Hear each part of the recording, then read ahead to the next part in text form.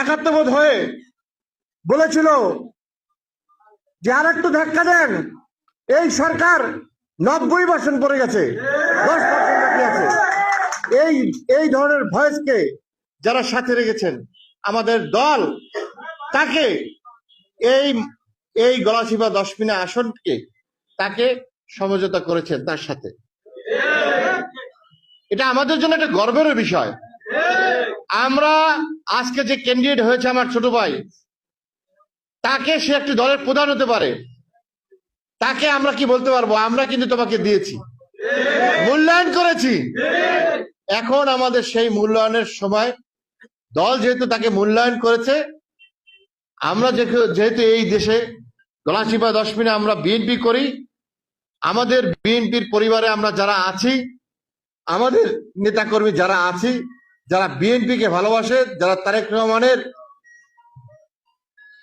কথাকে যারা হৃদয়ে রাখে, যারা খালেদা জিয়ার অনুরোধ অথবা খালেদা জিয়ার যার সিদ্ধান্তকে যারা সর্বোচ্চ রাখে, তারা এখানে উপস্থিত আছে, আছে না?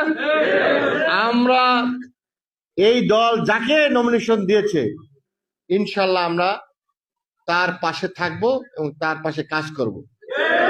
বলেছিলাম না যে আমার ভাই এখানে নমিনেশন যদি কেউ পায়, আমার দলীয় ভাই, সেক্ষেত্রে আমি যা কাজ করব তার চেয়ে দ্বিগুণ করব, এবং আমার দল যদি অন্য সিদ্ধান্ত নেয় যে এখানে সমঝোতা করবে, তার জন্য আমরা কাজ করব।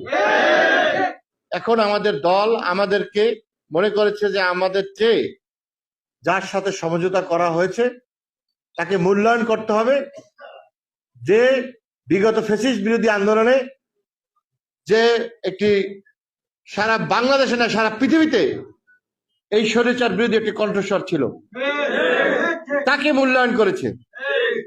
অতএব আমার দলের নেতা জনাব তারেক রহমান যাকে মূল্যায়ন করেছে, আমার দলের মহাসচিব মির্জা ফখরুল ইসলাম আলমগীর সাহেব সহ স্ট্যান্ডিং কমিটি যারা মূল্যায়ন করেছে, যখন তাকে মূল্যায়ন করেছে, আমরা তাকে কখনো অমূল্যায়ন করতে পারি? আমরা তাকে অমূল্যায়ন করব না। আমাদের কাছে সে এখন নেই। আপনারা কি বলেন?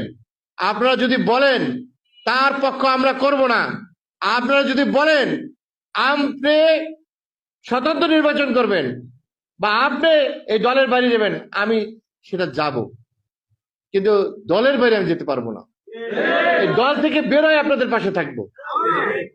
যদি আমার স্বতন্ত্র কোনো কিছু করতে ইচ্ছা করে, এই দলে আমি থাকবো না।